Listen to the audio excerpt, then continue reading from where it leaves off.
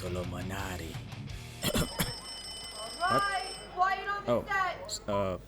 wrong character? Oh, that's the guy from. Yeah, no, the it. No, no, I'm not the it character. No, okay, sorry. Oh, sorry.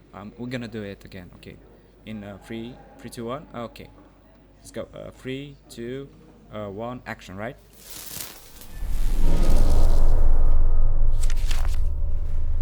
The last episode, we uncovered the origin of the Strigoi, where they come from, what they are, but that only explains the surface, because what truly defines them is not their origin, is how they function. The Strigoi do not live the way other beings do. They do not generate life energy, they do not sustain themselves. What they take was never meant to stay, and yet they survived. So the question is no longer what they are, but how. How does a body exist without the flow that sustains life? How does it hold together when everything inside it is unstable? In this episode we go deeper because understanding the Strigoi means understanding the body itself. Orun was not born inside the spiral, and because of that his form did not follow its laws. Everything within the spiral sustains itself. Energy is generated, circulated, and returned. A closed system, complete. The Strigoi are different. Their bodies resemble those of humans, but the resemblance is not alignment. The structure exists, but the system does not. Vânătoarea veacurilor does not form within them. It cannot be generated internally. What sustains life in others is absent here. Without it, the system cannot close. Energy does not circulate, it fades. Like a body that cannot hold warmth, like a breath that never fully returns. This is the Strigoi condition, not death but disconnection. A body shaped by the spiral, but never claimed by it. And so what they cannot generate, they must take.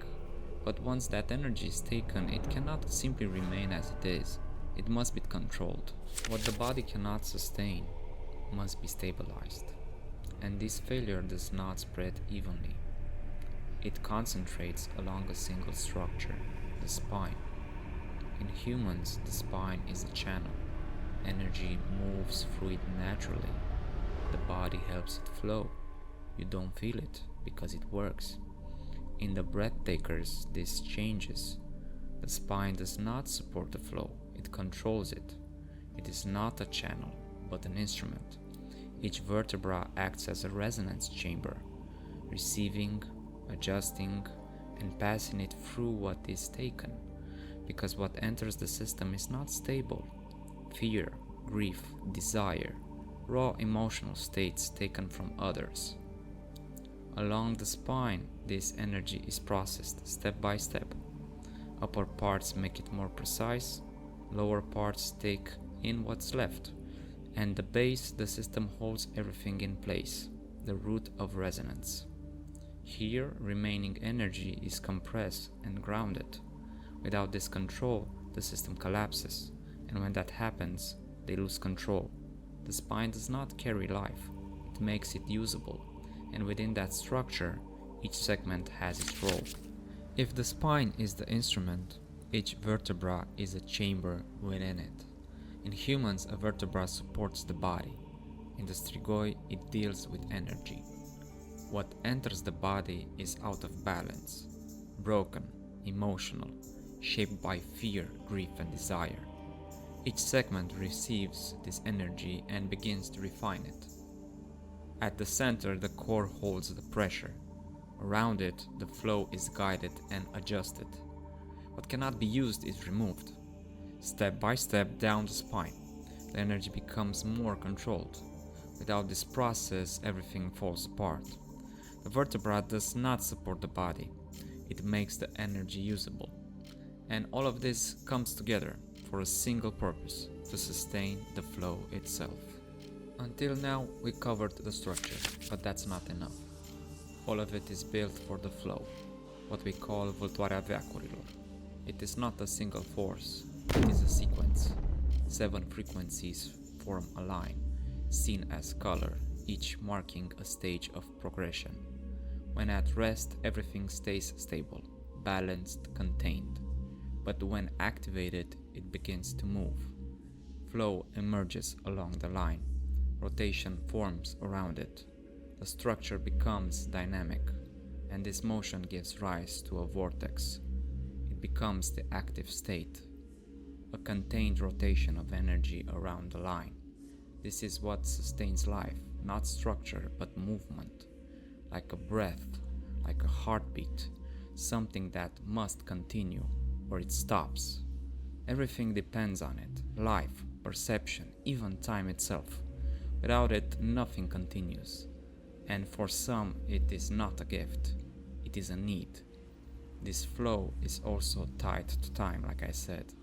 Lower levels keep you in the present, middle levels shape interaction, and higher levels expand perception. Memory, projection, possibility. Together they form a bridge between what was, what is, and what may yet become. The breathtakers cannot generate this flow. They do not produce the sequence. They do not sustain the vortex. What they take is already in motion, taken from living beings. But once removed from its source, it begins to break apart. The sequence fragments, the vortex destabilizes, like something taken out of its natural place and slowly falling apart. This is why the structure is needed, why the spine must regulate, why each bone must refine. Because without control, the flow cannot be contained. And living beings, the flow sustains the body. In the strigoi, the body exists to contain the flow. So now you know why they feed and why Vâltoarea Veacurilor is so important in the world of Solomonarii. If you missed the last episode, go check it out, and thanks for watching this one. The purpose of these episodes is to document the process of world building a project like this. So things will change and some ideas will remain and some will not. Some characters may or may not appear in the final graphic novel. But that's the whole purpose of these videos, to see what works and what doesn't. So leave a comment and tell me what do you think. Thank you for those who subscribed and liked the video, it helps a lot. And if you're new here, welcome, and see you in the next one. Bye!